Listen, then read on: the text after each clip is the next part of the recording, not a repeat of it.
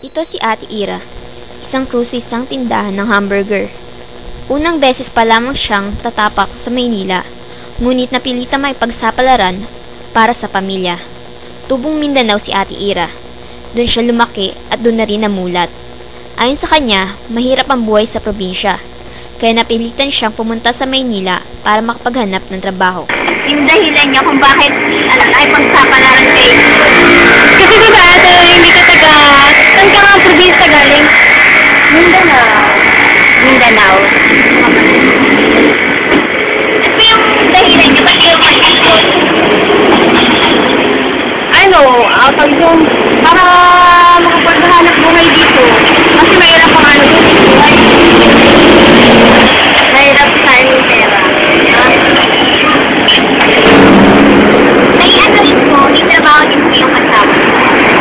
Pero, Ano po yung trabaho?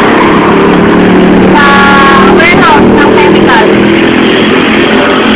Ano po sa job niya po? Mga magkano yung income niya? 1K or... Depende, kasi ano yun paklawan. May minsan, minimum nasa 350 isang araw.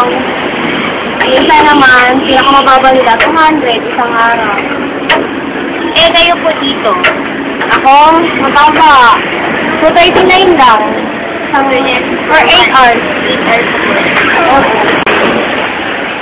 Pero ano po, nagkakasya naman po yung kita niyo po para po sa gusto sa isang araw.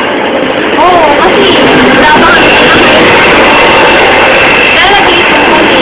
Meron po kayo sa sariling bahay. Meron na. Si Jose Garcia Villa, isang manunulat, kritiko, pintor at makata, ay matagal na naraan sa ibang bansa upang magpakadalubhasa sa pagsusulat. Ngunit sa kabila ng maraming taon niya sa dayuhang bansa, ni kailanman ay di nawala ang pagka-Pilipino sa kanyang ugat.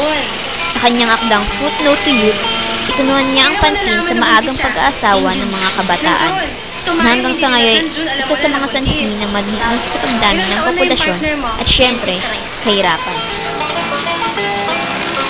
Pumisik ang regla mo September 25, 5 months na ang baby mo. Ito ang kauna-unahang pagbisita ni Belinda sa isang OB-GYN. Ngayon lang niya malalaman ang kalagayan niya at ng kanyang magiging anak.